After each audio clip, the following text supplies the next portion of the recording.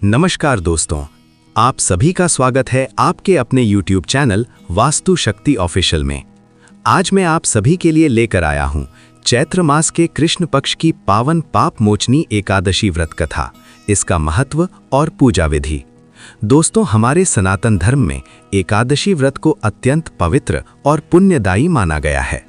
ऐसा कहा जाता है कि जो भी भक्त सच्चे मन से एकादशी का व्रत करता है, भगवान विष्णु उसकी सभी मनोकामनाएं पूर्ण करते हैं और उसके जीवन के कष्ट धीरे धीरे समाप्त होने लगते हैं। चैत्र मास के कृष्ण पक्ष में आने वाली पाप मोचनी एकादशी का विशेष महत्व है। इस एकादशी का नाम ही बताता है कि ये व्रत मनुष्य को उसके पापों से मुक्ति दिलाने वाला है। शास्त्रों के अनुसार इस व्रत को करने से मनुष्य के सहस्त्रों जन्मों के पाप भी नष्ट हो जाते हैं। इस संसार में कोई भी मनुष्य ऐसा नहीं है जिससे जाने या अनजाने में कोई गलती ना हुई हो। हर व्यक्ति अपने कर्मों के अनुसार फल भोगता है, लेकिन भगवान ने मनुष्य को ऐसे पवित्र अवसर भी दिए हैं जिनके माध्यम से वो अपने पापों से मुक्ति पा सकता है। उन्हीं पवित्र अवसरों में से एक है पाप मोचनी एकादशी। तो आइए अब हम सुनते हैं पाप मोचनी एकादशी की पवित्र कथा। पाप मोचनी एकादशी व्रत कथा।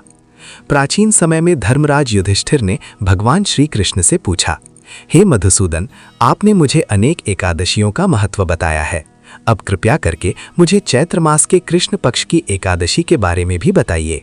इसका नाम क्या है, इसका महत्व क्या है और इसका व्रत कैसे किया जाता है। ये सुनकर भगवान श्री कृष्ण बोले, हे राजन, आपने बहुत ही उत्तम प्रश्न पूछा है।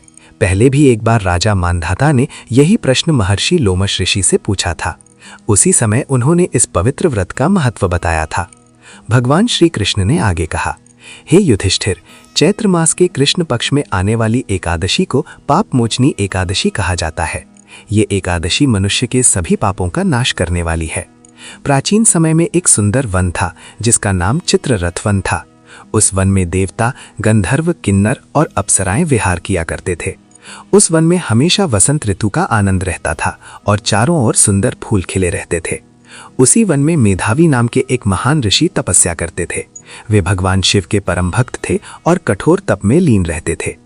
एक दिन स्वर्ग की एक अत्यंत सुंदर अप्सरा मंजू घोषा वहां आई। उसने अपने मधुर स्वर और वीणा के संगीत से ऋषि मेधावी को मोहित करने का प्रयास किया।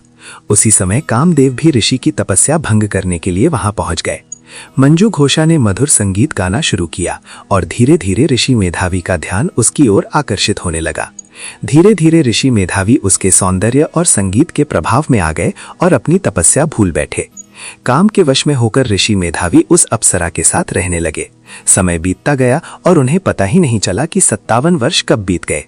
एक दिन मंजू घोषा ने कहा, हे मुनिवर, अब मुझे स्वर्ग लौटने की अनुमति दीजिए।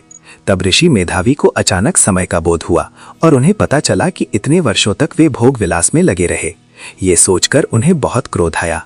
क्रोध में आकर उन्होंने मंजू घोषा को श्राप दे दिया, हे दुष्टा, तूने मेरी तपस्या नष्ट कर दी है, इसलिए तू मेरे श्राप से पिशाचिनी बन जा।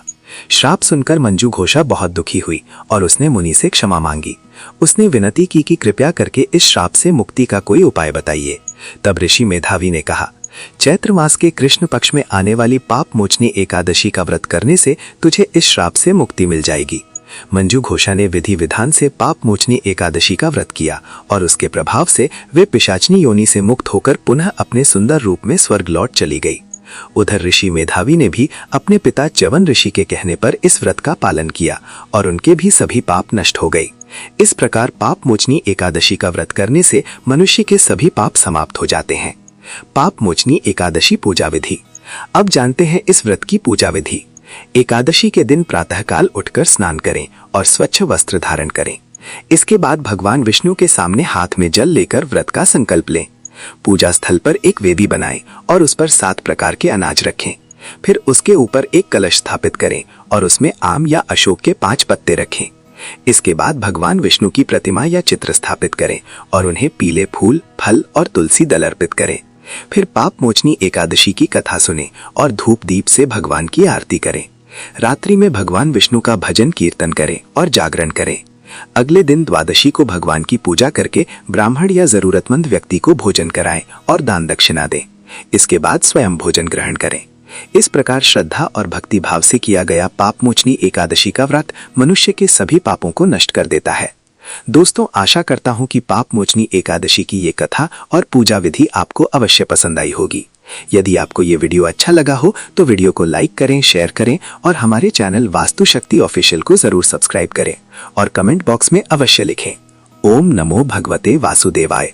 भगवान श्री हरि विष्णु आप सभी पर अपनी कृपा बनाए रखें। हरे कृष्णा।